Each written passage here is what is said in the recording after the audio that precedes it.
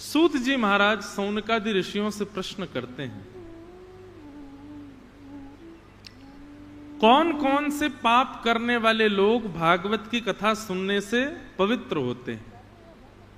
दुनिया में ऐसे कौन कौन से पाप हैं जिनको करने वाला व्यक्ति यदि कथा में आकर के बैठे तो कथा उसको पवित्र करती है? तब महात्मा में कहते हैं, ये मानवा पाप कृतस्तु सर्वदा सदा दुराचार रता विमार्गगा क्रोधाग्निदग्धा कुटिलश्च कामिनः सप्ताह यज्ञेन कलौ पुनन्ति ते। ये मानवा पाप कृतस्तु सर्वदा सदा दुराचार रता विमार्गगा क्रोधाग्नि दग्धा कुटिलश्च कामिनः सप्ताह यज्ञेन कलौ पुनन्ति ते। श्रीमद् भागवत जी कितनी कृपालु हैं, ठाकुर जी कितने दयालु हैं। संसार में यदि कोई आपके साथ गलत करे तो आप उसको बख्शते नहीं, जीवन निकल जाता है, मृत्यु को प्राप्त हो जाते हो, फिर भी आप उसको क्षमा नहीं करते। लेकिन यहां पर लिखा गया है कि आपने चाहे कितने भी बड़े पाप किए हों, आप भागवत जी की शरण में आ जाओ, पर इस संकल्प से आओ कि पुनः ऐसा नहीं करेंगे। इस संकल्प के साथ कथा में आओ। अच्छा, यह भी एक ही बार चलेगा, बहुत ध्यान से सुनिएगा। यह भी केवल एक बार ही चल सकता है कि आपसे कोई पाप हो गए और अनेक पाप हुए, उसके बाद आप कथा में आए तो कथा में आकर के आप संकल्पित हो जाओ कि अब आज के बाद ऐसा नहीं करेंगे, और आप कथा सुनो, कथा श्रवण करके जीवन में उतारना प्रारंभ करो। श्रीमद् भागवत जी आपको पवित्र बना देगी। लेकिन यदि कथा श्रवण के पश्चात आपने पुनश्च कोई पाप किया, यहां एक तो आपने संकल्पबद्ध होकर के कथा सुनी कि हम पाप नहीं करेंगे, आप हमको पवित्र करो, आपने कथा सुनी और कथा सुन के आप पवित्र हो गए, लेकिन उसके बाद यदि आपने पाप किया या वो दूषित कृत्य किया जो आप पहले से करते आए हैं, तो श्रीमद् भागवत जी उसका तो दंड देंगी ही देंगी, पूर्व में जो किया है वह भी पुनः प्रकट कर देंगे। पूर्व के पाप जो नष्ट हुए हैं वो पुनश्च प्रकट हो जाएंगे।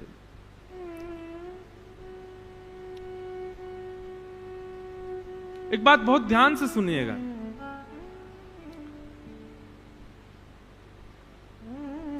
व्यक्ति जब आध्यात्मिक हो जाता है, व्यक्ति जब भक्ति के पथ का पथिक हो जाता है, इसका मतलब क्या है कि उसके पूर्व के किए गए पाप, या इस जन्म के हों, पूर्व जन्म के हों, पूर्व से पूर्व जन्म के हों, उन सबको समाप्त किया गया है, उन सबको अब कम कर दिया गया। या फिर ऐसा समझो कि बहुत विशाल थे, उनको सूक्ष्म कर दिया। पर वही आध्यात्मिक व्यक्ति, वही भक्ति पथिक व्यक्ति यदि पाप के मार्ग पर चला जाए, भक्ति करने के बाद यदि पाप के मार्ग पर जाएगा, तो उसका जो पूर्व का पाप है वो भी दुगुन करके उसको दिया जाएगा। इसलिए वैष्णव को, भक्ति पथिक को बहुत ध्यान पूर्वक चलना चाहिए, उससे कोई पाप बन ना जाए। जो वैष्णव नहीं है, जो भक्ति पथिक नहीं है, वो पाप करते रहते हैं, उनके बढ़ते रहते हैं। तो इसका आप कहते हैं महाराज जी तो करते जा रहे हैं, इनके बढ़ते भी जा रहे हैं, इन पर कोई असर भी, आपको क्या पता असर क्या पड़ रहा है?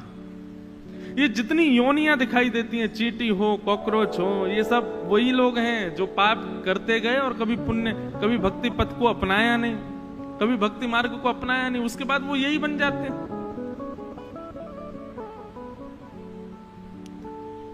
इसलिए ये मानवा पाप कृतस्तु सर्वदा सदा दुराचार रता विमार्गगा क्रोधाग्नि दग्धा कुटिलश्च कामिनः सप्ताह यज्ञेन कलौ पुनन्ति ते। कथा एक प्रकार की गंगा है। जिस प्रकार आप हरिद्वार में जाकर के गंगा में गोते लगाते हैं, पाप मुक्त होते हैं, वैसे ही यहां पर भी होता है। ये भी पाप मुक्त करती है। इन्हीं में ही ठीक कर दो थोड़ा सा बस, और बहुत रफ है, थोड़ा सा ठीक कर दो बस।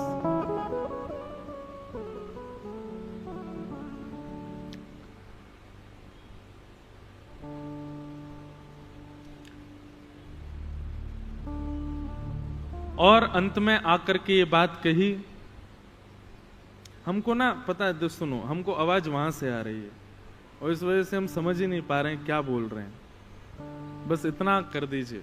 अब बिल्कुल ही रफ हो गया, थोड़ा नहीं ठीक करो। मेरे को माइक ठीक नहीं हो, घबराहट सी होती है, फिर मैं क्या बोलूं, सब भूल जाता हूं।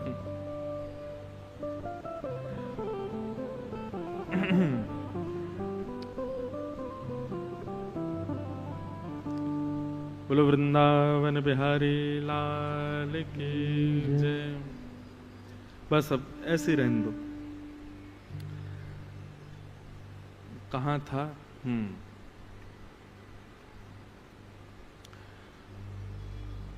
श्रीमद् भागवत ये ठाकुर जी ने कृपा करके हमको प्रदान की है। यहां पर लिखा गया है, ये मानवा पाप कृतस्तु सर्वदा, सारे पाप दुनिया। अच्छा देखिए, पाप कहते किसको हैं? माता पिता जिसकी आज्ञा ना देते हों, गुरुजन जिसकी आज्ञा ना देते हों, हमारे धर्म शास्त्र ग्रंथ जिसकी आज्ञा ना देते हों, उसी को पाप कहते हैं। जिसकी आज्ञा इन तीनों से नहीं है वो सब पाप है। और पाप करने के बाद एक बदलाव आप अपने अंदर देखते हैं कि आप जैसे पहले थे वैसे आगे रहते नहीं है। थोड़ा सा बदलाव आपके स्वभाव में, आपके चिंतन में, आपके व्यवहार में, आपकी बोली चाली में आने लग जाता है। और वो बदलाव कैसा होता है? गलत बदलाव होता है। आप लोग अनुभव करते होंगे, पहले आपके अंदर ज्यादा दया थी, पहले सामान्य से व्यक्ति को देख करके आप भावुक हो जाते थे, पहले आपके अंदर करुणा ज्यादा थी, पहले आपके अंदर प्रेम ज्यादा था। अब धीरे धीरे वो बदलाव होने लगा है। अब दया थोड़ी कम हो गई है, अब करुणा कम हो गई है, अब प्रेम कम हो गया है, चतुराई बढ़ गई है। ये चतुराई बढ़ने लग जाए समझो आपने पाप किया है। पाप के कारण व्यक्ति चतुर बनता है। राक्षस सारे चतुर थे, क्यों? और भक्त सारे सीधे। सबरी को देखो, कितनी सीधी। ध्रुव को देखो, प्रहलाद को देखो। जब हम भक्तों के बारे में सुनते हैं तो एक अलग सी शीतलता का अनुभव होता है, और जब हम राक्षसों के बारे में सुनते हैं तो चतुराई दिखाई देती है। वो कितने चतुर हैं, वो कितना बुद्धि का प्रयोग करते हैं। ये बात सदैव याद रखना, भक्त में और सामान्य मानव में ये अंतर होगा। भक्त सदैव हृदय से विचार करता है, और मानव जो होता है, चतुर व्यक्ति जो होता है, वो बुद्धि से विचार करता है, बुद्धि से विचार करता है।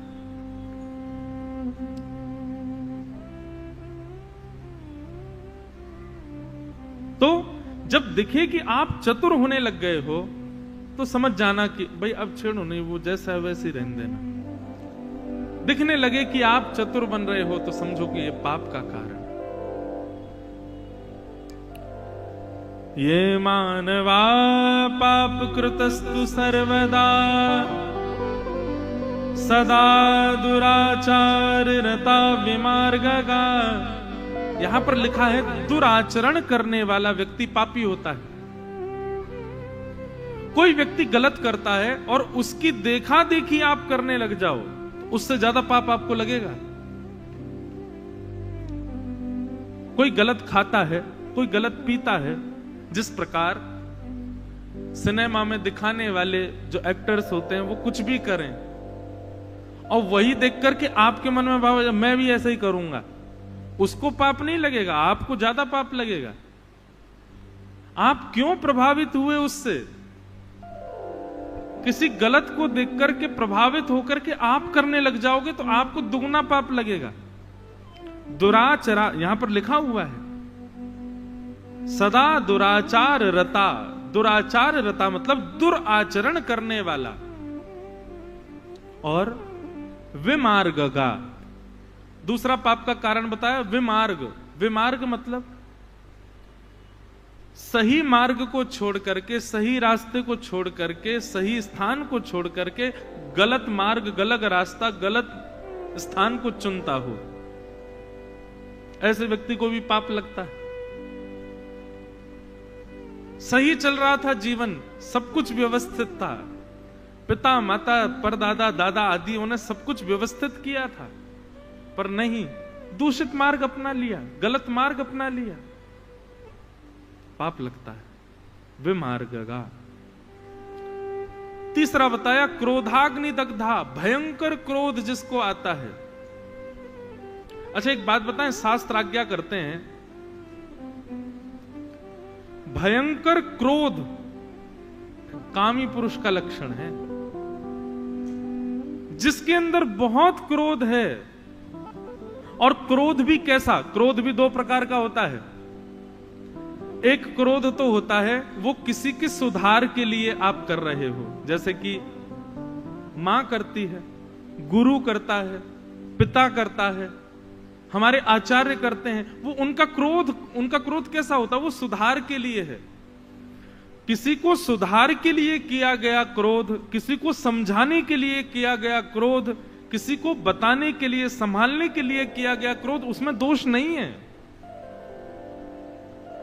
क्रोध किस लिए, मेरे साथ ऐसा कैसे कर दिया, ये क्रोध, इसने मेरी बात मानी क्यों नहीं, ये क्रोध, वो मुझसे अच्छा कैसे हो गया, ये क्रोध, ये सब पापजन्य है। और पापजन्य क्रोध जब बहुत ज्यादा आपके चित्त में आ जाता है ना, तो ये बात का लक्षण आप समझ लीजिए। शास्त्र आज्ञा करते हैं कि व्यक्ति अपने क्रोध करके अपनी पहचान बता देता है कि मैं कामी भी हूं, क्योंकि कामी को ही क्रोध आता है। बहुत ध्यान से सुनिए सब लोग, इधर देखो, आपको तो हमारी आवाज आ रही ना, देखो श्रोता को कैसे बैठना चाहिए कथा में। जैसे वक्ता कथा सुनाता है, वैसे श्रोता को सुनना चाहिए ध्यान पूर्वक, उन्हीं की ओर देखता हुआ, एक आसन में बैठ करके, पूरा ध्यान केंद्रित करके।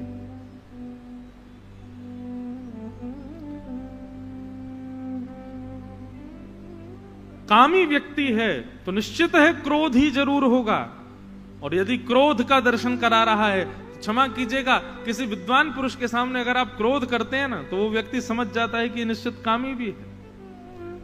और जब आपका काम दिखता है, तो काम का स्रोत है लोभ, इसका मतलब आप लोभी भी हो।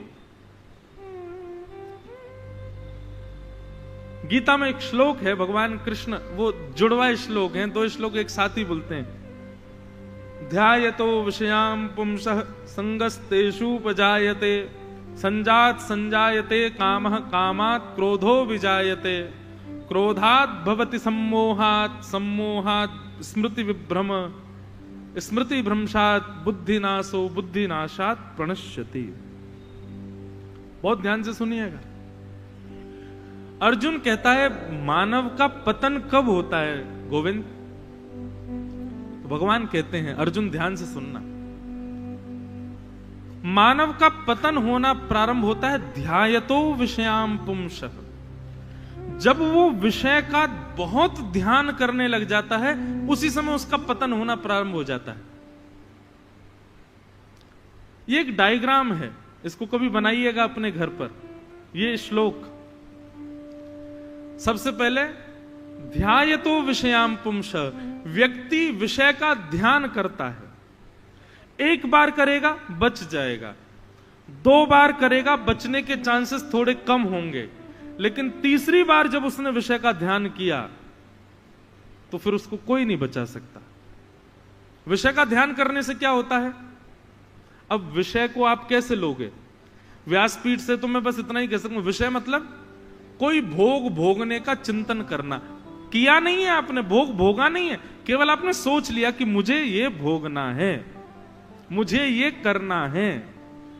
एक बार सोचा बच जाओगे, दूसरी बार सोचा चांस कम होंगे, तीसरी बार सोचा, तीसरी बार सोचने के बाद आप क्या करोगे? तो भगवान कहते हैं संगस्तेषु उपजायते, विषय का ध्यान करने के बाद दूसरे साइकिल बनेगी एक पूरी। दूसरी चीज आप क्या करोगे, उस विषय को भोगने के यत्न बनाओगे, योजनाएं बनाओगे। संगस्तेषु उपजायते, आप उसका संग करने का प्रयास करोगे, उसको भोगने का प्रयास करो। ध्यायतो विषयाम पुंसः संगस्तेषु उपजायते संजात संजायते कामः। संग से क्या होता है, बोले काम उत्पन्न होगा। आप जैसे उस विषय को भोग लोगे, विषय का भोग करते ही आपके चित्त में सूक्ष्म काम प्रकट हो जाएगा। संगात संजायते कामः, और जैसे ही काम चित्त में आएगा तो काम किसको जन्म देगा, तो सबसे पहले विषय का ध्यान, उसके बाद उसका भोगने की स्थिति, और जैसे ही भोग लोगे तो भोगते ही काम उत्पन्न होगा। काम उत्पन्न होते ही आपके अंदर क्या आएगा, बोले कामात क्रोधो विजायते, काम से क्रोध उत्पन्न होता है। काम से ही क्रोध आता है, बिना काम के क्रोध नहीं आ सकता है। छोटे से बच्चे को देखो कभी, उसका क्रोध कैसा होता है, क्षणिक होता है। और क्षणिक नहीं भी, अगर बहुत क्रोध आ भी रहा है तो बहुत सामान्य सी चीज पर वो खुश हो जाएगा।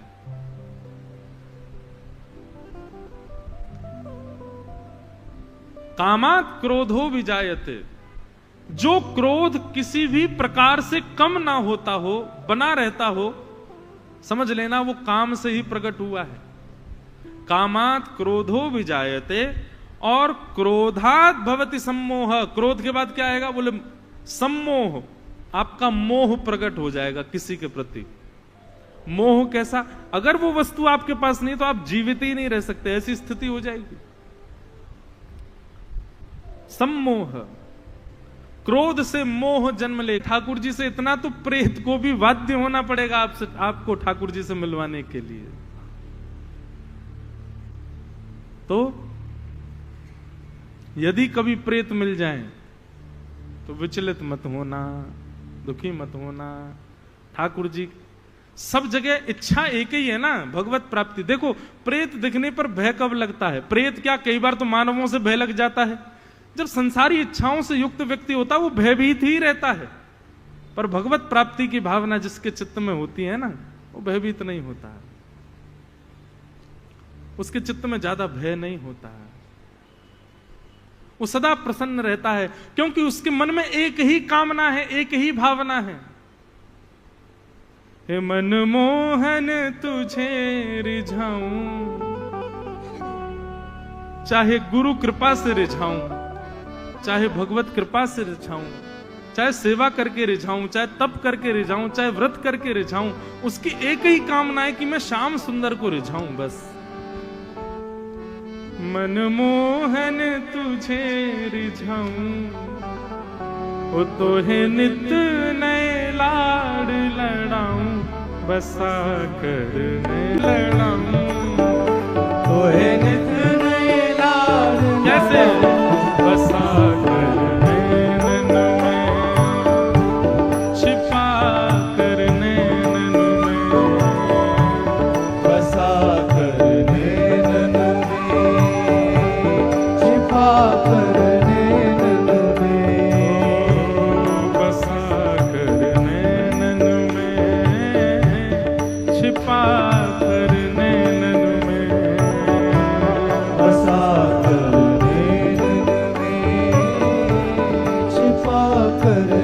श्री राधा रमण लाल की।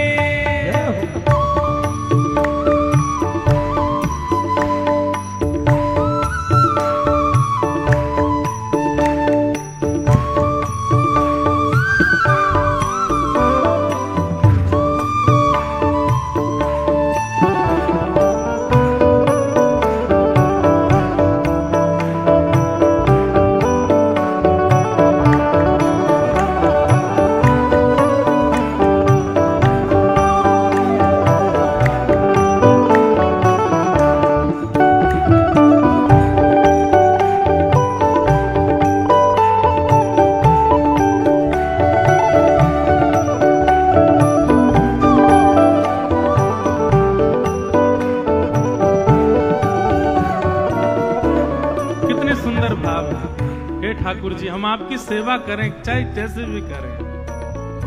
गीत बन जाऊं तेरी बांसुरी के स्वर का, इठलाती बल खाती पतली कमर का।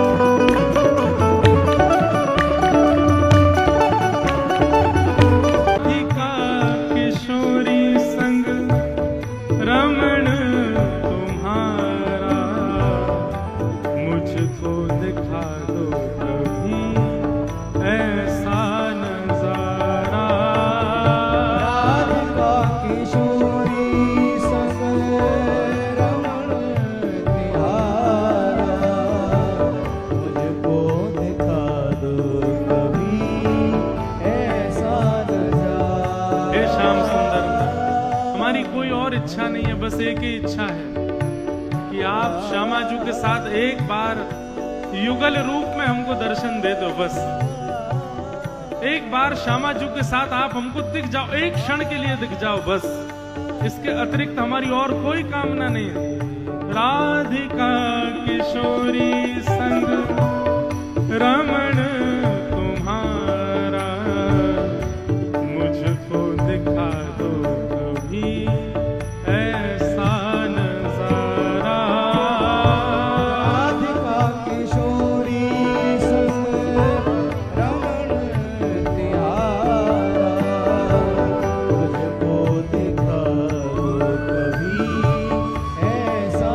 और फिर चाहे मैं मर जाऊं, फिर चाहे मैं मर जाऊं, फिर चाहे मैं मर जाऊं, फिर चाहे मैं मर जाऊं, बसा कर नैनन में, छिपा कर नैनन में, बसा कर नैनन में, छिपा कर नैनन में, ओ बसा कर नैनन में, छिपा कर नैनन में, बसा कर नैनन में, छिपा कर नैनन में। हे मनमोहन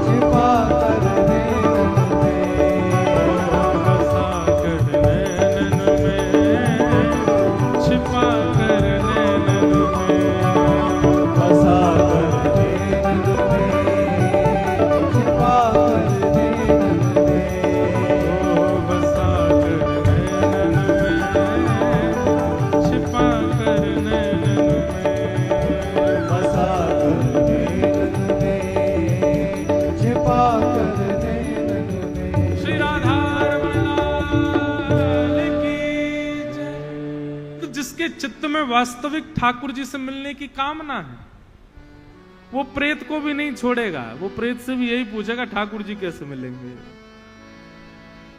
और संसार की कामनाओं से युक्त व्यक्ति तो सामान्य मानव से भी डर जाएगा, तो प्रेत से क्यों नहीं डरेगा।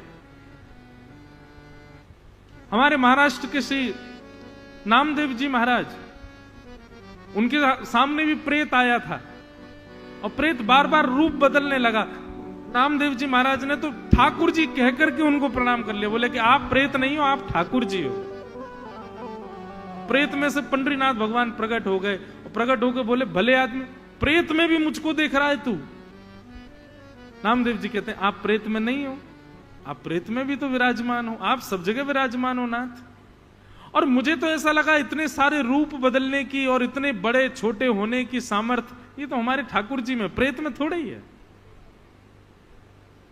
व्यक्ति के पास जो भी सामर्थ्य है वो सामर्थ्य तो ठाकुर जी से ही है ना। तो प्रेत के पास भी जो सामर्थ्य है अंतर ध्यान होने की, बड़ा हो जाने की, छोटे हो जाने की, ये भी ठाकुर जी की है। ऐसी भावना। तो धुंधुकारी प्रेत बन गया और प्रेत जैसे ही बना महाराज गोकर्ण जी महाराज सोचने लगे अब इसको कैसे मुक्त किया जाए प्रेत योनि से। तब सूर्य नारायण से प्रार्थना की। तब सूर्य नारायण ने उनको आज्ञा की कि आप श्रीमद् भागवत की कथा करो, क्योंकि गया श्राद्ध के बाद, पिंडदान आदि करने के बाद, अन्य अन्य साधन करने के बाद भी जो प्रेत योनि से मुक्त नहीं होता, ऐसे भयावह प्रेत योनि में ग्रसित व्यक्ति भी भागवत की कथा से मुक्त हो जाता है। हमें आपको नहीं पता, पर इस क्षेत्र में कथा हो रही है, यहां ना जाने कितनी दिव्य चेतनाएं घूम रही होंगी और वो दिव्य चेतनाएं यहां कथा सुनकर के यहां से मुक्त होती होंगी।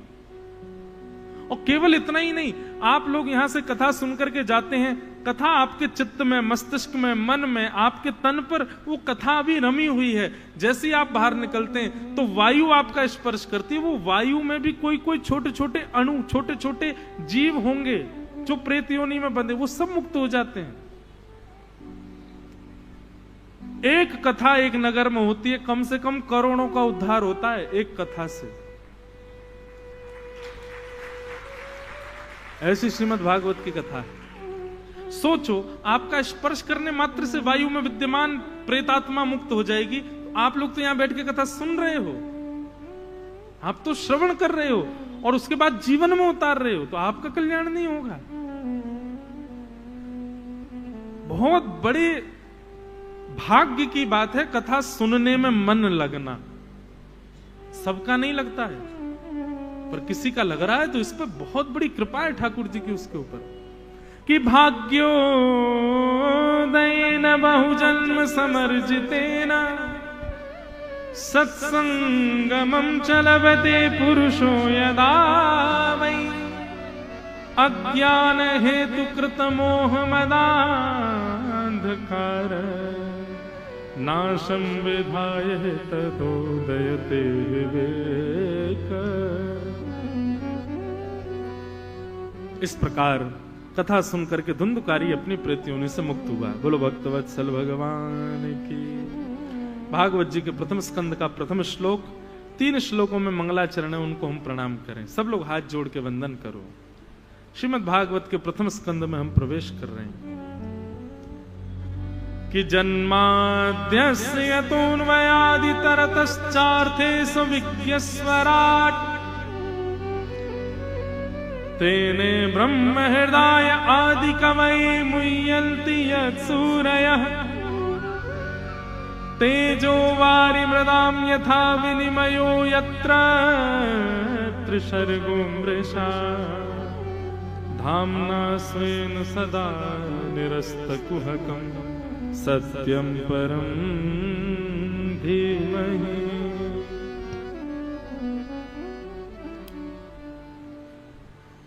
श्रीमद् भागवत जी का प्रथम श्लोक। मैं कथाओं में कहा करता हूं, भागवत जी का प्रारंभ जन्म शब्द से होता है। हमारा प्रारंभ भी जन्म शब्द से होता है।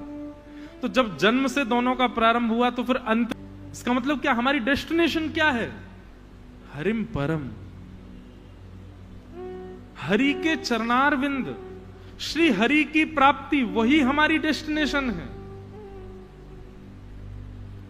उसी को प्राप्त करने की पूरी योजनाएं बनाइए, जीवन पूरा उसी में ही लगाइए।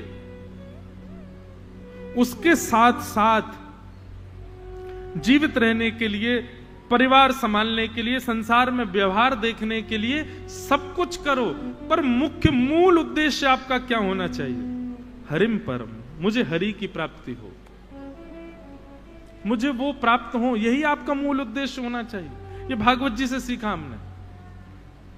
आप कहेंगे महाराज जी कैसे पता चले कि हरि के चरणारविंद कैसे प्राप्त हो? आओ भागवत जी की शरण में।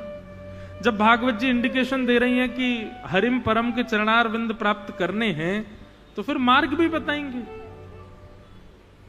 आश्वासन भी देंगे, साधन भी बताएंगे, सब कुछ बताएंगे। भागवत जी शरण में तो आओ। हरिम परम, परम हरि के चरणारविंद, वही हमारा डेस्टिनेशन है, वही हमारा गंतव्य है, वही की यात्रा पर हम लोग सब चल रहे हैं। इसलिए भटकिए मत, और यदि भटक गए हैं तो अभी भी समय है, संभल जाइए। आज ही निश्चित कर लीजिए क्या पाना है। हरि के चरणारविंद, श्री हरि को प्राप्त करना है। और जब तक वह प्राप्त नहीं हो जाएंगे तब तक मुझे साधन करते रहने हैं, क्योंकि वो प्राप्त हो जाने के बाद फिर अन्य किसी वस्तु की प्राप्ति की इच्छा चित्त में रहेगी नहीं। और जिस दिन आप इच्छा निवृत्त हो जाओगे, जिस दिन आपके चित्त में कोई प्राप्ति की भावना नहीं होगी, उसी दिन मृत्यु भी आ जाए तो कोई चिंता नहीं। हरिम परम, उनके चरणारविंद। श्रीमद् भागवत के प्रथम श्लोक में बताया गया, द्वितीय श्लोक में विषय, अधिकारी, संबंध और प्रयोजन बताए गए। सबसे पहली बात, भागवत का विषय। चार बातें बहुत ध्यान से सुनिएगा।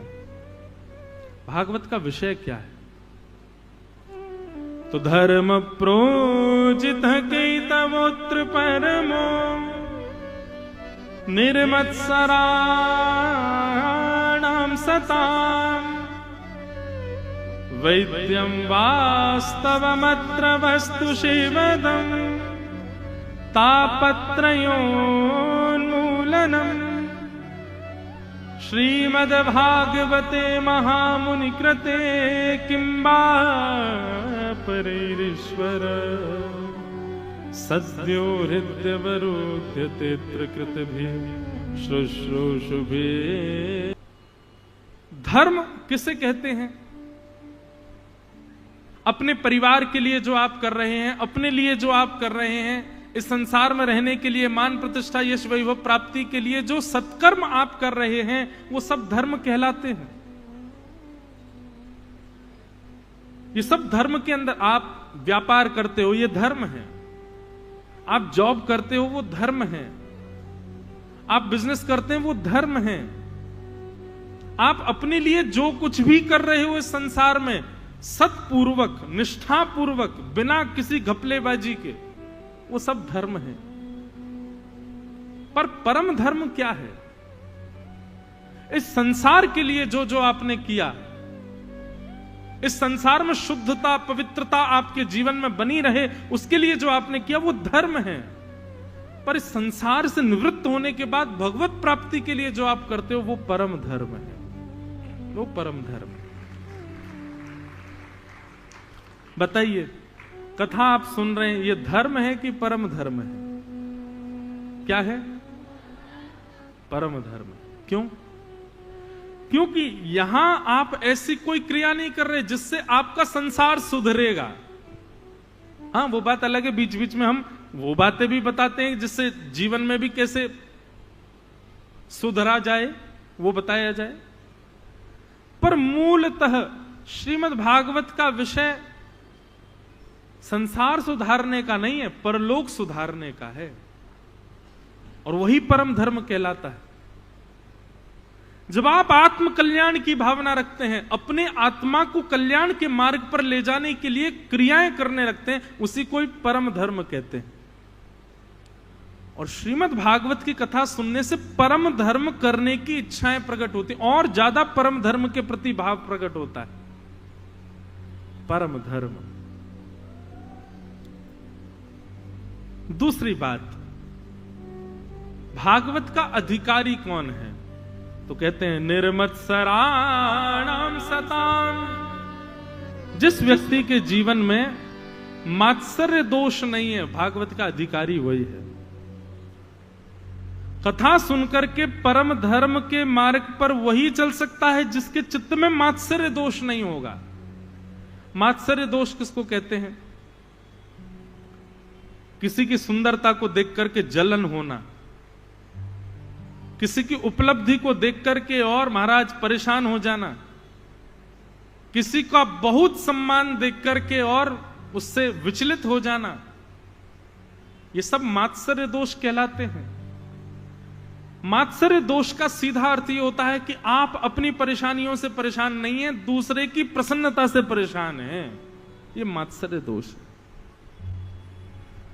क्षमा कीजिएगा बंधुओं, आप कितना भी जप कर लो, कितना भी नियम कर लो, कितना भी तप कर लो, व्रत कर लो, अनुष्ठान कर लो, लेकिन मात्सर्य दोष यदि आपके चित्त में बना हुआ है, आप मात्सर्य दोष से निवृत्त नहीं हो पाए हो, तो अभी समझना कि ठाकुर जी आपसे कोसों किलोमीटरों दूर हैं, मिलने की अभी कोई दूर दूर तक गुंजाइश नहीं है। मात्सर्य व्यक्ति हरिप्रिय नहीं हो सकता, ठाकुर जी का प्रिय नहीं हो सकता। इसलिए सबसे पहले किस पर काम करना है? मात्सर्य दोष को निकालो।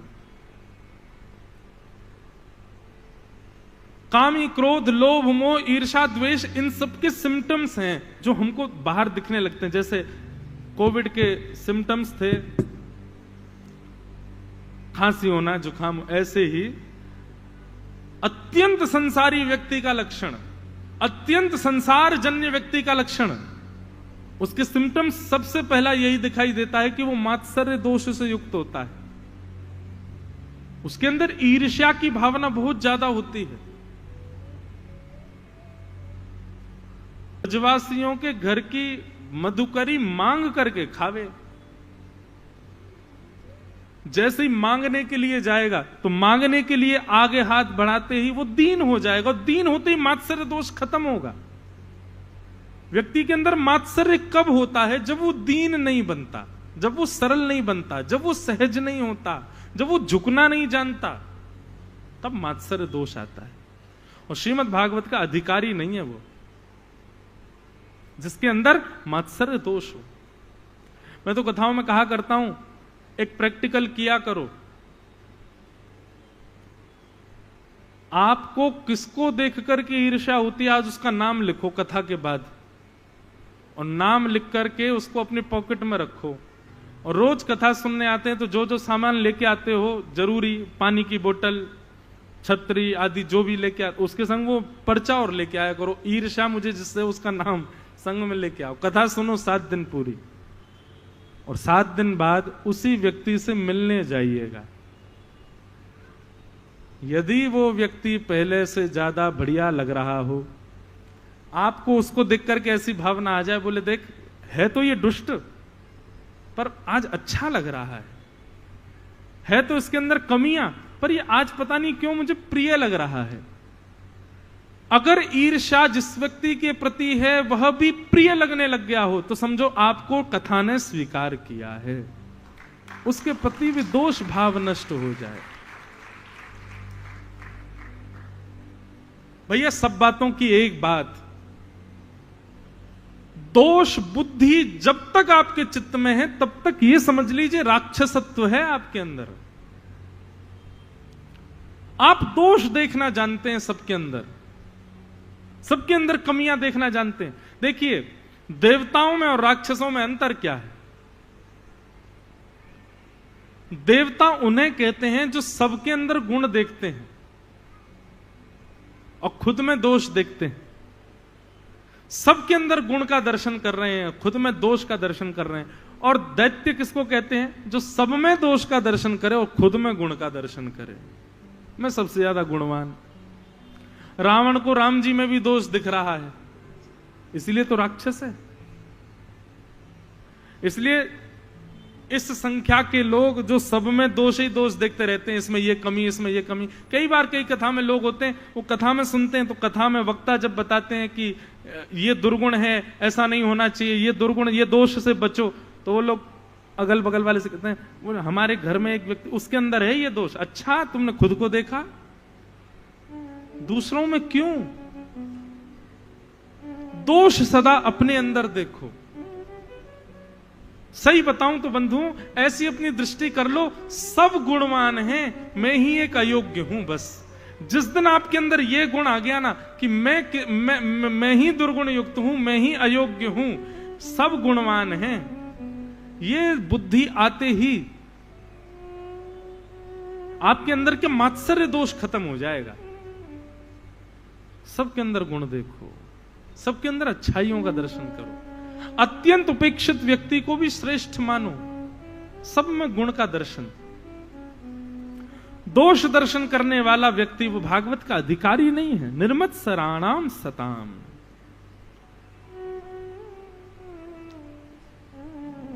वैद्यम वास्तवमत्र वस्तु शिवदम तापत्रयोन्मूलनम। वैद्यम वास्तवमत्र वस्तु शिवदम। श्रीमद् भागवत की कथा क्या करती है? भागवत की कथा कराने के प्रयोजन, सुनने के प्रयोजन बहुत सारे हैं। आप सारे प्रयोजनों को छोड़ो, एक प्रयोजन पकड़ो बस। भागवत कथा कराने का, सुनने का, करने का केवल और केवल एक ही प्रयोजन है। क्या? ठाकुर जी से आपका संबंध। भागवत जी ठाकुर जी से आपका संबंध करा देती है, ठाकुर जी को आपका बना देती है। इसके अलावा भागवत आप अन्य अन्य साधनों से यदि सुन रहे हैं तो बहुत गलत कर रहे हैं। कथा केवल एक कार्य करेगी, यहां केवल एक भावना से बैठिए कि ठाकुर जी से मेरा कोई संबंध हो जाए, बस ठाकुर जी मेरे कुछ हो जाए, मेरा कोई नाता ना ठाकुर जी से हो जाए। इस भावना से आप कथा सुनो। आप 7वें दिन देखेंगे ठाकुर जी आपको अपने ही किसी संबंधी के रूप में दिखाई देने लग जाएंगे। और केवल संबंध कराने का काम भागवत जी नहीं करती हैं। आप कहो कि महाराज जी संबंध तो करा दिया, लेकिन ना कभी मिलना ना कभी जुलना, ऐसे क्या संबंधी जो कभी मिले ही ना? नहीं, स्पष्ट लिखा शिवदम। श्रीमद् भागवत को कृष्ण संबंध हो, इस भावना से यदि कोई सुनेगा तो श्रीमद् भागवत जी पूरी जिम्मेवारी लेती हैं कि उसका कृष्ण से संबंध हो और उनका मिलाप भी हो। शिवदम, कल्याणकारी संबंध कराती हैं भागवत जी ठाकुर जी से। इसलिए हमारी प्रार्थना भैया, कथा भागवत ये कभी भी अन्य संसारी कामनाओं से मत सुनिए। इसके पीछे केवल एक ही उद्देश्य रखिए, कृष्ण प्राप्ति करम सस्वत, कृष्ण दर्शन लालसा। केवल ठाकुर जी के दर्शन की लालसा से कथा सुनो। यहां पर जो गुण बताए जा रहे हैं मानव को जीवन में लाने के लिए, वह गुण भी इसलिए लाने हैं ताकि उन गुणों से ठाकुर जी की प्राप्ति हो। जिन दोषों को त्यागने की बात की जा रही है वह भी इसलिए की जा रही है कि उन दोषों को त्याग करके हम ठाकुर जी की प्राप्ति करें। यहां पर उद्देश्य केवल और केवल भगवत प्राप्ति रखो, उसके अतिरिक्त कोई कामना मत रखिए भागवत जी के प्रति। आपका व्यापार अच्छा चलने लग जाए इसलिए कथा करा रहे हैं तो आप गलत कर रहे हो। आपके घर में सुख समृद्धि हो जाए इसलिए आप कथा करा रहे हो तो आप गलत कर रहे हो। आप अपने पूर्वजों की शांति, पितरों की शांति के लिए कथा करा रहे हो, उससे होती ही है, केवल उसी प्रयोजन से कथा नहीं करानी चाहिए। कथा तो केवल एक, केवल हम श्याम सुंदर के हो जाएं और श्याम सुंदर, और आप श्याम सुंदर के हो गए हो। इतना बड़ा भाव, इतनी बड़ी अपॉर्चुनिटी मिली कथा सुनने की, और उसके पीछे भी कामना हमने ज्ञान अर्जन की कर ली, उसके पीछे भी कामना हमने संसार के भोग विलासों की अर्जन की कर ली, उसके पीछे भी कामना हमने पुण्यों की कर ली। अरे भैया, दुनिया में जाकर के पुण्य करो, उन पुण्यों से सुख की कामना करो, पर कथा में सुनने से जो पुण्य मिलता है, इस पुण्य से तो केवल ठाकुर जी को मांगो। इस कथा के सुनने के बदले जो पुण्य मिला है, हे नाथ, उस पुण्य के बदले हमको श्याम सुंदर दे दो। इस कामना से कथा सुनो। स्पष्ट लिखा है, वैद्यम वास्तव मत्र वस्तु शिवदम। ठाकुर जी से संबंध कराने के लिए भागवत की कथा है।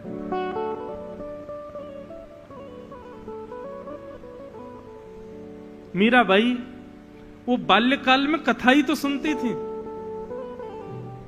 जोशी जी मीराबाई के मेड़ता में जाते थे और नृत्य जाकर के कथा सुनाते थे।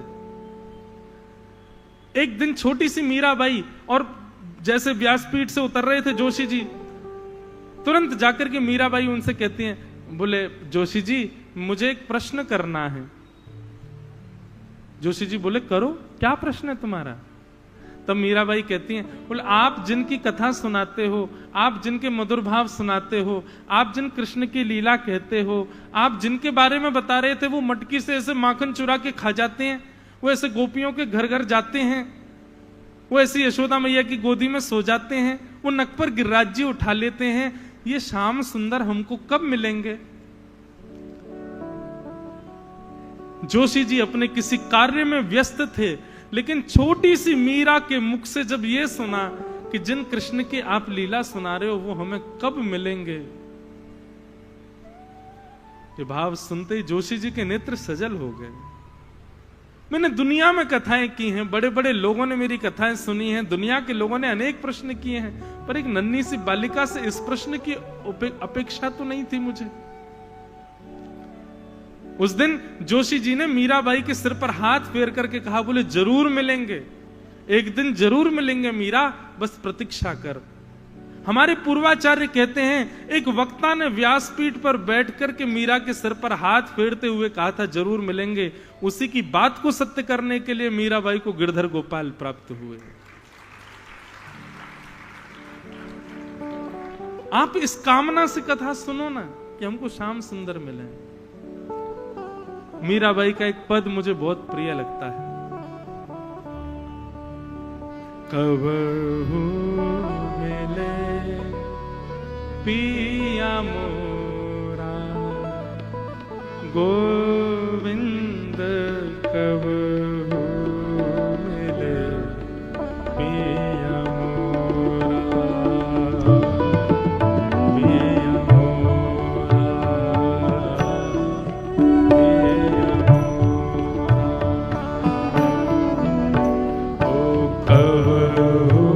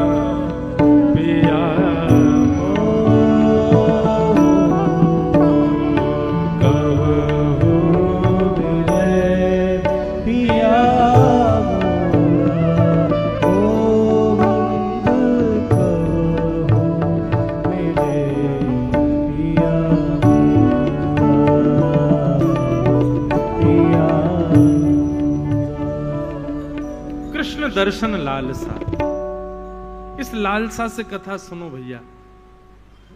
कथा के पीछे और कोई उद्देश्य मत रखो, केवल श्याम सुंदर हमें प्राप्त हो। इस प्रकार 3 श्लोकों में भागवत जी का मंगलाचरण करते हुए यहां पर सौनकादि ऋषियों ने कुछ प्रश्न किए हैं और इन्हीं प्रश्नों का उत्तर देते हुए सूत जी महाराज अब यहां से कहना प्रारंभ करते हैं। सवै पुंसाम परो धर्मो यतो भक्ते अदोक्षजे अहैतुक्य प्रतिहता ययात्मा संप्रषेदति। बंधुओं, हर प्राणी का परम धर्म एक ही है। क्या? जो परम धर्म की हम चर्चा कर रहे थे, हमारा परम धर्म क्या है? हर प्राणी का परम धर्म एक ही है, अदोक्षज भगवान से अहेतुकी भक्ति करना। अहेतुकी भक्ति किसको कहते हैं? अहेतुकी भक्ति कहते हैं न विच्छिन्न होने वाली भक्ति। न विच्छिन्न होने वाली भक्ति मतलब चाहे कुछ हो जाए आपकी भक्ति नहीं टूट रही है, चाहे जो हो जाए। आप जिस प्रेम में हैं, जिस भाव में हैं, वो प्रेम और वो भाव वो सदा वैसा ही बना रहे ठाकुर जी के प्रति। हमारी भक्ति कैसी है? फ्लक्चुएटेड भक्ति है हमारी, कभी ज्यादा कभी कम, कभी मध्य, कभी डगमगाती रहती है। कभी तो इतनी भक्ति जगी आती है महाराज की और कुछ सुहाता ही नहीं, और कभी कभी इतने आलसी हो जाते हैं कि ठाकुर जी का नाम ही नहीं लिया, जाने कितने दिन हो गए। ये फ्लक्चुएशन जो है ना, ये भी बताता है कि हमारे ऊपर कलयुग का कितना प्रभाव है। एक रस एक सम। अच्छा एक बात बताएं आपको, नामापराध 10 नामापराध बताए गए हैं। उन अपराधों में एक अपराध यह भी बताया गया कि आप आज जितना प्रेम करते हैं ठाकुर जी से, कल भी यदि उतना ही करते हो तो यह अपराध है। नहीं, आज जितना है कल उससे ज्यादा होना चाहिए, और कल जितना हो परसों उससे अधिक होना चाहिए। यदि आपका प्रेम जैसा आज है वैसा ही कल है, और जैसा कल है वैसा ही परसों है, परसों तरसों थोड़ा कम और हो जाता, ये अपराध है। इसको नामापराध कहा गया है। और ये अपराध का कारण क्या होता है पता है?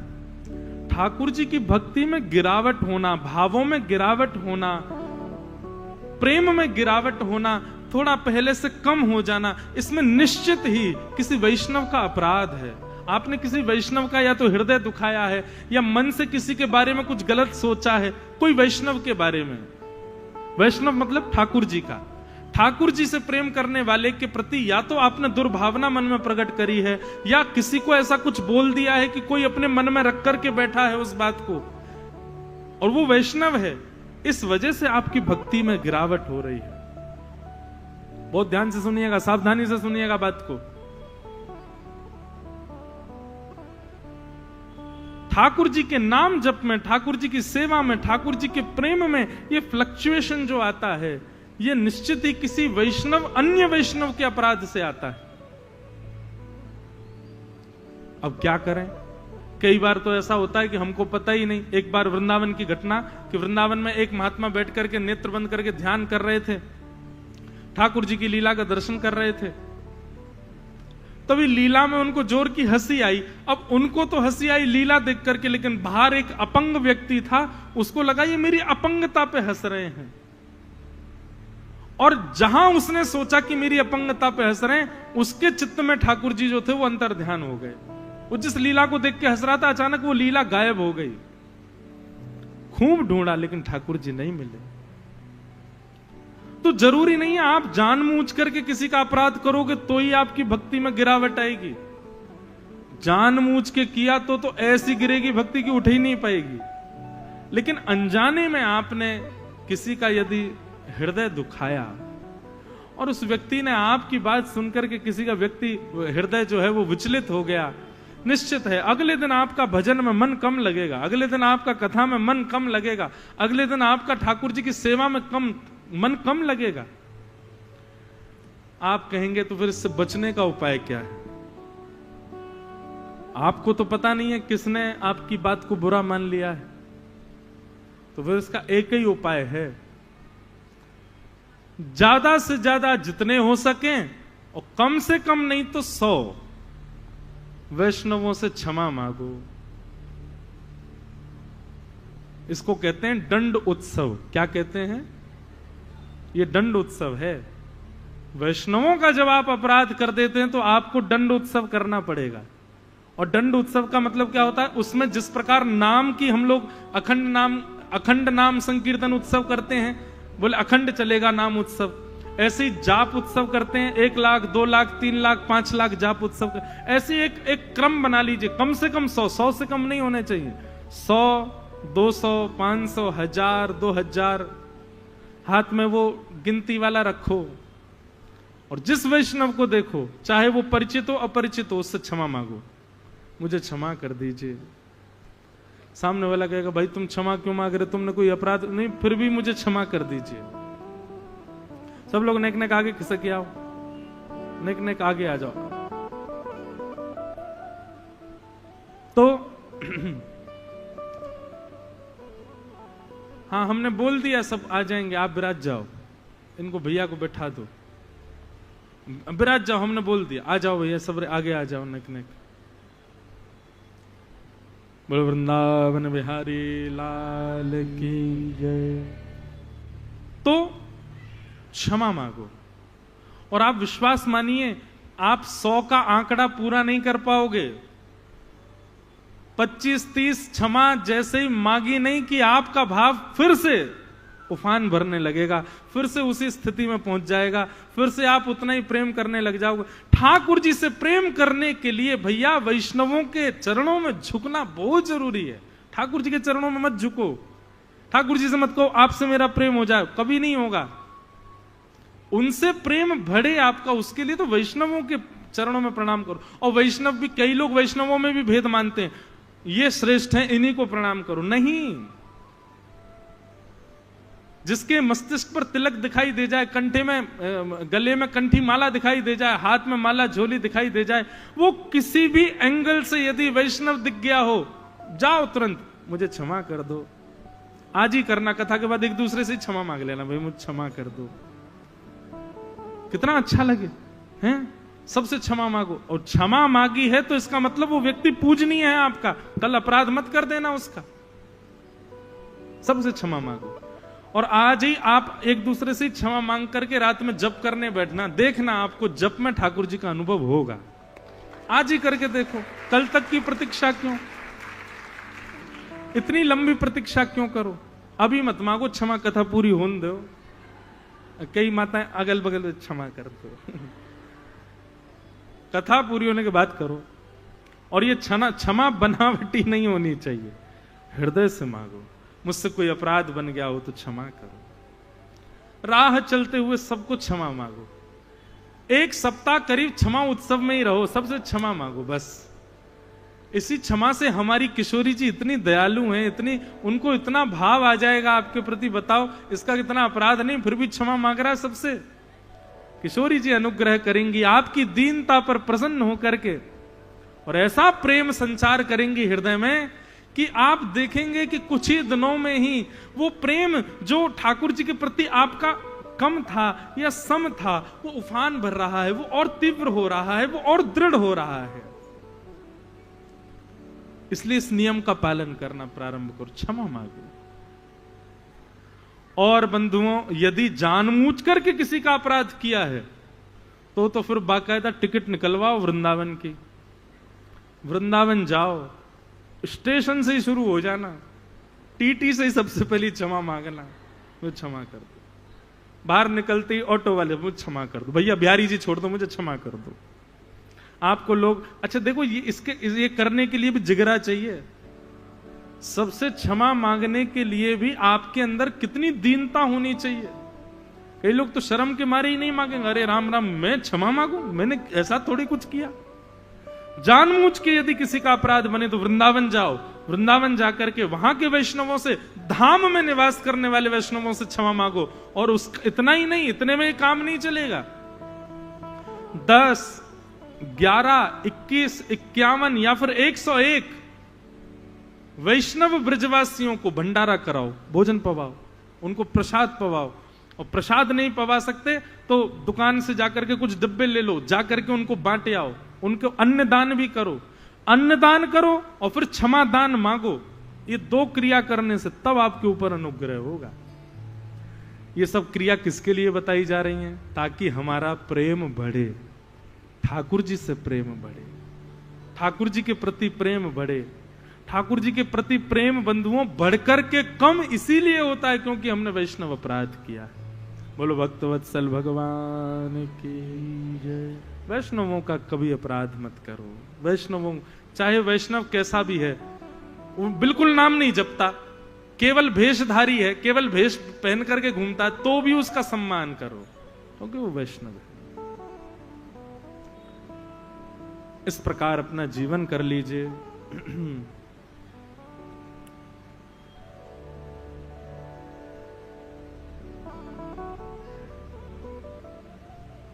हम एक भाव गाते हैं।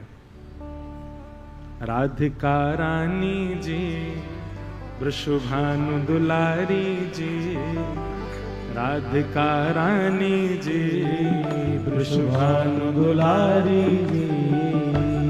ओ सुन लो अर्ज हमारी हमारी, रहूं ब्रज रज को पास उपासी, रहूं ब्रज रज को पासी उपासी, रहूं ब्रज रज को पास उपासी, रहूं ब्रज। करताल बजा के गाओ। राधिका रानी जी, वृषभानु दुलारी जी, राधिका रानी जी, वृषभानु दुलारी जी।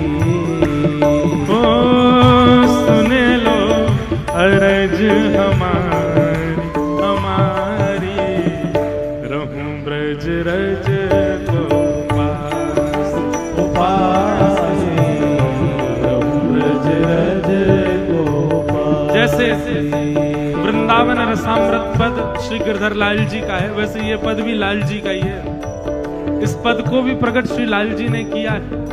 इस पद में वृंदावन जाने वाले को प्रेम बढ़ाने के लिए क्या क्या करना चाहिए ये सब बताया गया है। सबसे पहली बात, मंगला उठ यमुना जी जाओ, मंगला उठ यमुना जी जाओ। वृंदावन में आप सब लोग वृंदावन आने वाले हैं, एक नियम अपनाइए। वृंदावन में मंगला में उठने का नियम रखो। जो भी कोई वृंदावन जाता, हमारी एक बात मानिए, वृंदावन में 3:30 पौने 4 बजे तक स्नान कर लीजिए सुबह सुबह, और उसके बाद निकल पड़िए वृंदावन की परिक्रमा में। और सुनिए, एक तरीका और बताऊं, हमारे श्री वृंदावन बिहारी लाल जी के गोस्वामी, उनका बताया हुआ एक सूत्र है, मैं आपको बता रहा हूं। उन्होंने कही, लाला काउदना 3 बजे उठ जाइयो रात्रि में, और 3 बजे उठ करके स्नान करके और जमुना जी चलो जाइयो, और जमुना जी की धार जहां तक है ना, वहां किनारे किनारे घूमियो, बालू को दर्शन करते हुए, बालू जो मिट्टी है जमुना जी की, वहां को दर्शन करते हुए 1 दिन 2 दिन 4 दिन 10 दिन 15 दिन तू अनुभव करेगो। एक दिन तो कुछ छोटे छोटे चरण चिन्ह दिखाई देंगे, समझ जाइयो श्यामा श्याम के चरण चिन्ह हैं। इसलिए भैया वृंदावन में एक नियम अपनाओ, मंगला में उठने का नियम रखो। और आप सब तो उल्लासनगर के सब जाओगे तो 3 बजे तक तो आपकी मौज ही चलनी है, तो 3 बजे मौज पूरी करके जमुना जी चले जाएंगे। सबसे पहले यमुना, मंगला उठ यमुना जी जाओ, मंगला उठ यमुना जी। और उसके बाद श्री राधा वल्लभ के दर्शन पाओ, श्री राधा वल्लभ के दर्शन पाओ, श्री राधा वल्लभ के दर्शन पाओ, श्री राधा वल्लभ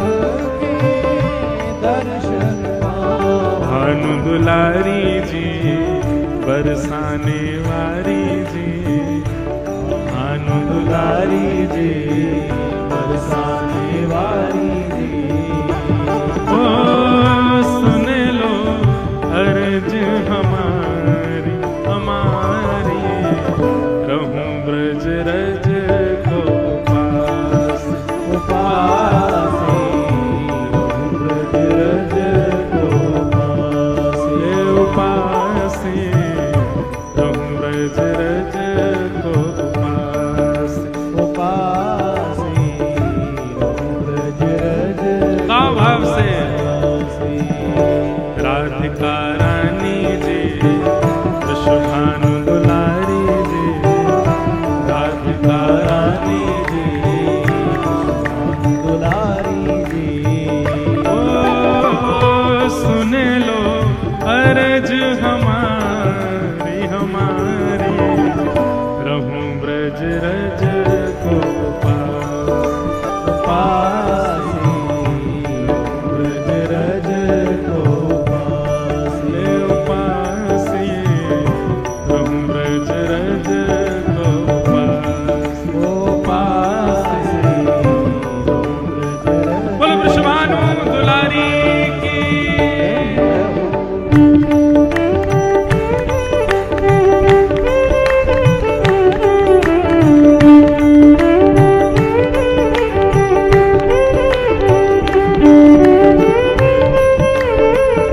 बोलो विश्वभानु के जमाई की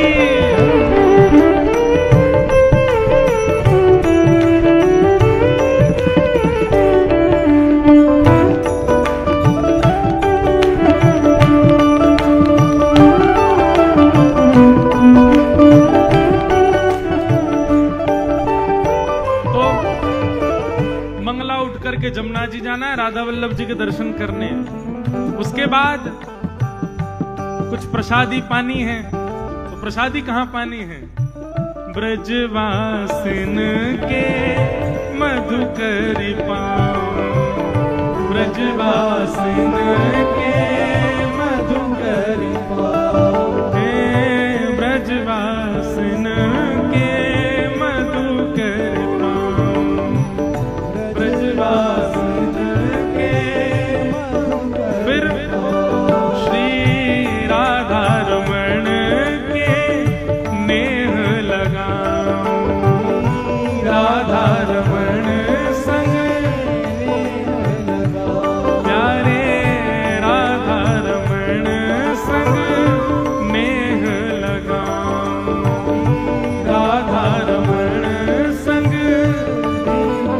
ऊंचे महलन वारी जी कीरत सुत प्यारी जी ओ महलन वारी जी कीरत सुत प्यारी जी ओ सुन लो अर्ज हमारी हमारी रहूं ब्रज रज को पास पासी रहूं ब्रज रज को पासी हे उपासी रहूं ब्रज रज को पास पासी ब्रज रज को भाव भाव से राधिका रानी जी विश्वभानु दुलारी जी राधिका रानी जी विश्वभानु दुलारी जी ओ सुन लो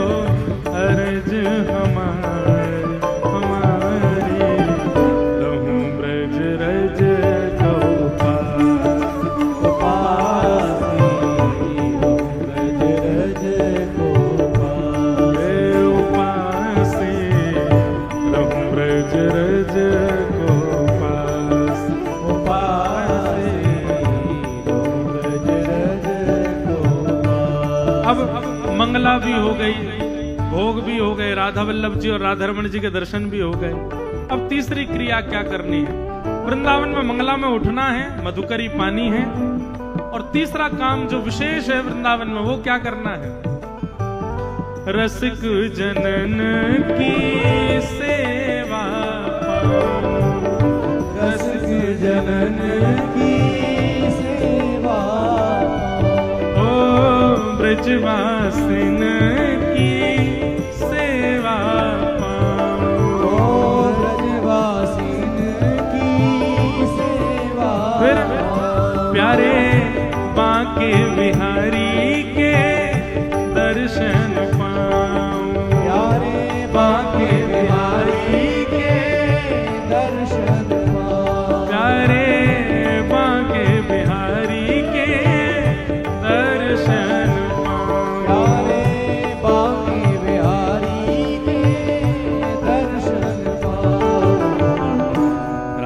राधिका रानी जी बरसाने वाली जी, राधिका रानी जी बरसाने वाली जी। ओ सुन लो अर्ज हमारी हमारी, रहूं ब्रज रज गोपाल, रहूं ब्रज रज गोपाल, उपासी रहूं ब्रज रज गोपाल, उपासी रहूं ब्रज रज गोपाल। अब अंतिम पंक्ति में ये तीन काम तो हो गए, वृंदावन में मंगला हो गई, मधुकरी पाली और फिर रसिक जनों की ब्रजवासियों की सेवा कर ली। अंतिम पंक्ति में एक अंतिम अभिलाषा और है, हे श्यामा जो एक कृपा कर दो। कहा गोवर्धन पर्वत पे राजो, गोवर्धन पर्वत पे राजो। हे श्यामा जी हम गिरिराज जी के दर्शन करें और वहीं गिरिराज पर्वत पर आप विराजमान हमको दिख जाओ। गोवर्धन पर्वत पे राजो, गोवर्धन पर्वत पे पर अकेली मताना है श्यामाजू, आप अकेली गिरिराज जी पर मताना, तो प्यारे गिरधर लाल संग दर्श करा दो, गिरधर लाल संग दर्श करा। ओ गोवर्धन पर्वत पे राजो, गोवर्धन पर्वत पर प्यारे गिरधर लाल संग दर्श करा दो, गिरधर लाल संग दर्श करा। कृष्ण मनोहारिणी जी अति सुकुमारी जी, कृष्ण मनोहारिणी जी अति सुकुमारी जी। ओ सुन लो अर्ज हमारी हमारी, रहूं ब्रज रज गोपासी ब्रज रज गोपाल, हे उपासी रहूं ब्रज रज गोपासी, गोपासी ब्रज रज गोपासी। हे मन भूल मत जइयो राधा रानी के चरण, मन बोल मत जइयो राधा रानी के चरण, मेरे मन भूल मत जइयो श्यामा प्यारी के चरण, बोल मत जइयो श्यामा प्यारी के चरण। ओ राधा रानी के चरण, महारानी के चरण, राधा रानी के चरण, महारानी के चरण, राधा रानी के चरण, श्यामा प्यारी के चरण, राधा रानी के चरण, श्यामा प्यारी के चरण। मेरे मन भूल मत जइयो राधा रानी के चरण, मन भूल मत जइयो राधा रानी के चरण, मेरे मन भूल मत जइयो श्यामा प्यारी के चरण। भूल मत जइयो श्यामा प्यारी के चरण। हरि वृषभानु की किशोरी सुन गैया होते भोरी, वृषभानु की किशोरी सुन गैया हूँ भोरी, वृषभानु की किशोरी सुन गैया होते भोरी, सुभान की किशोरी सुन गैया हूँ भोरी। ओ प्रीत जान के हूँ थोड़ी तोहे राखेगी शरण, प्रीत जान के हूँ थोड़ी तुम्हें राखेगी शरण। मेरे मन भूल मत जइयो राधा रानी के चरण, भूल मत जइयो राधा रानी के चरण। मेरे मन भूल मत जइयो श्यामा प्यारी के चरण।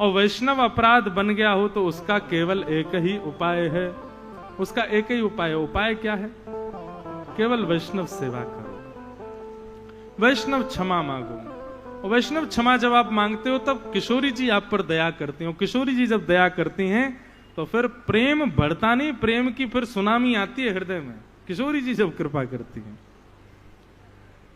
तो भैया ऐसे भाव हैं। आज के सत्र को हम तो आनंद ले रहे थे, आज के सत्र को यहीं विश्राम दे रहे हैं। कल पुनः 5:30 हम 5:30 बजे, हम 5 बजे से तैयार बैठे थे, हमको फोन आया, बोले अभी लोग धीरे धीरे आ रहे हैं, आप विलंब से। ऐसे मत करो भैया, 5 बजे आ जाए करो आप लोग 5 बजे आएंगे तो 5:30 बजे कथा यहाँ पर प्रारंभ हो जाएगी। कल तृतीय दिवस है कथा का और बड़े प्रेम और भाव से हम आप सब लोग श्रवण करेंगे। अब किशोरी जी का भाव तो हमने गा ही दिया है। वृंदावन रसामृत की अंतिम पंक्ति गा के कथा को विराम देते हैं। जिनकी कृपा से यह रस प्रगट्यो वृंदावन अभिराम, जिनकी कृपा से यह रस प्रगट्यो वृंदावन बैठे बैठे ही गाना। ओ जिनकी कृपा से यह रस प्रगट्यो वृंदावन अभिराम, जिनकी कृपा से यह रस प्रगट्यो वृंदावन अभिराम। ओ सप्तनिधिन को ही उजियारो, सप्तनिधिन को ही उजियारो, यह आनंद करवावे वारो, यह आनंद करवावे वारो, और हम सबको मिलवावे वारो, हम सबको मिलवावे वारो, ओ प्रेम रस बरसावे वारो, प्रेम रस बरसावे वारो, हमारो गिरधर लाल वृंदावन प्यारो वृंदावन, वृंदावन प्यारो वृंदावन, हे श्री वृंदावन मेरो वृंदावन। वृंदावन मेरो वृंदावन। हम सबको आज हम ना तो लाल जी मिल पाए ना हम मिल पाए। आज सुबह ही बंबई गए, रोज जाना है पर अब रात को जाएंगे। सुबह हम 12 बजे लाल जी के भी दर्शन होंगे, आप सब लोग पधारना। कहाँ मिलेंगे वो पंडित जी बताएंगे, पर कल आप सब लोग 12 बजे आ सकते हो लाल जी का दर्शन करने। पर इतनी संख्या में मत आ जाना, छोटा सा घर है भैया, छोटे से स्थान पर लाल जी बैठे हैं। धीरे धीरे अभी 6 दिन हैं लाल जी, धीरे धीरे आते रहना।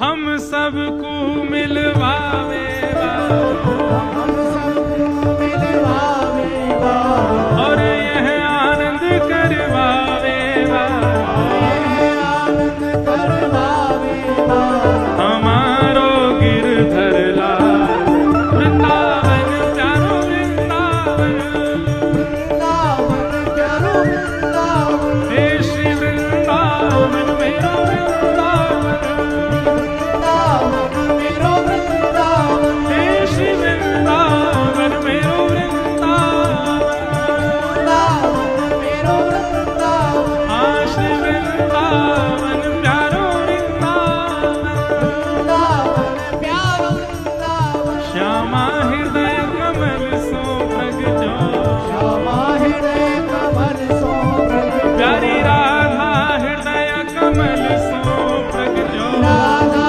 हृदय कमल सो प्रगट्यो, और श्याम हृदय कुमार वृंदावन मेरो वृंदावन, वृंदावन मेरो वृंदावन, हे श्री वृंदावन प्यारो वृंदावन, वृंदावन प्यारो वृंदावन, हे श्री वृंदावन मेरो वृंदावन, वृंदावन मेरो वृंदावन, हे वृंदावन प्यारो वृंदावन, वृंदावन बोल वृंदावन बिहारी लाल की, श्री राधा रमण लाल की, श्री राधा वल्लभ लाल की जय।